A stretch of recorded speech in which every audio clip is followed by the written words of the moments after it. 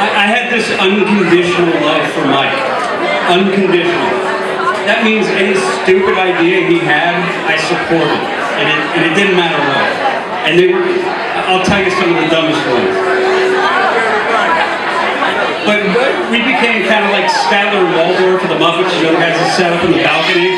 Yeah. We were like those guys. We were like a pack of wild dogs. So, you know, right now he'd look at the crowd and I'd say, hey, it's not half bad. He's like, it's not half good either. So,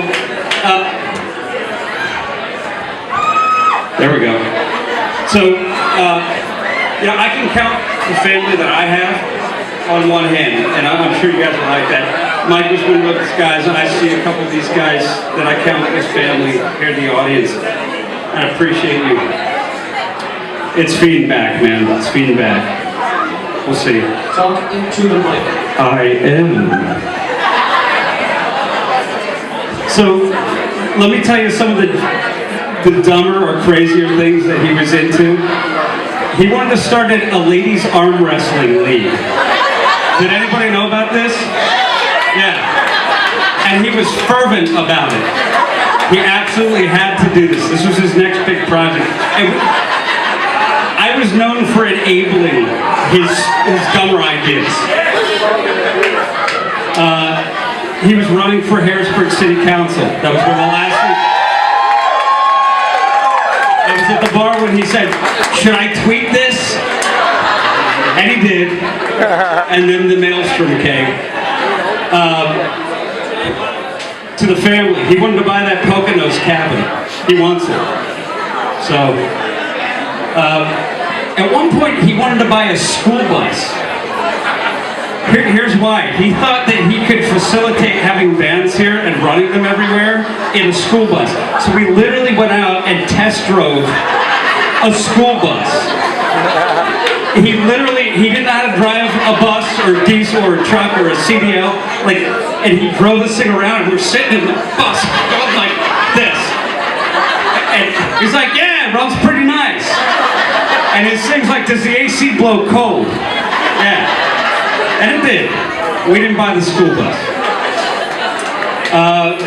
Well, some of the better things they wanted to do, he wanted to do a non-profit arm of Greenbelt. He always wanted to do something good. He wanted to give back. He was very involved with leukemia and lymphoma. He's a survivor himself. So he wanted to do a lot of good things with that. He put on the show Round Top every year. That was a big thing for him. That's the kind of guy he was. Anybody know about the Christmas tree thing that we did? Yeah. That was maybe our most beautiful disaster ever. So Mikey comes to me with this idea. It's like, we gotta spread holiday cheer in Midtown. We gotta do it. I'm running a restaurant at the time, working 2 other jobs. We get a bunch of people together and we buy these trees from West Virginia and we stood there in friggin' cold, burning a friggin' oil barrel full of like wood and whatever, until the fire department came and told us to put it out, to which Mikey put a grill on top of it and hot dogs and said, no, you can't put it out. It's a grill. He always had an angle. You all know this about him. And that's what I love most about him. He always had an angle. And to that, actually, so he was living with me for a while, whether you know this or not. He lived with me on and off a couple times. He would get up in the morning and he called it calisthenics. His calisthenics, though, was arguing with Verizon over 6 cents on his bill, just to see if he could get it changed. Just to see. And then he'd go about and call his bands and the agents the rest of the day and try to work out deals with them. But that was his touching his toes. That's what he did. I have 2 great stories that are testament to the kind of guy he was. So we take our kids are very close and they've grown up for a lot of years together. And we went to see the movies one time. We took the kids to the movies. This car comes by. We stop at Starbucks, we get coffees. This car comes by, nearly hits the kids. I mean, they're plowing through the theater. I toss my coffee at the car. All right, fine. So we think nothing of it. We go in, we get our tickets, blah, blah, blah. We're waiting in line.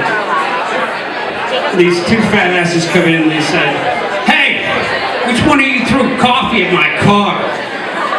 I was about to turn around and Mike had already turned around and said, it was fucking me. And he said, take the girls in the movies, I got this. 30 minutes into the movie, I have no idea what's going on.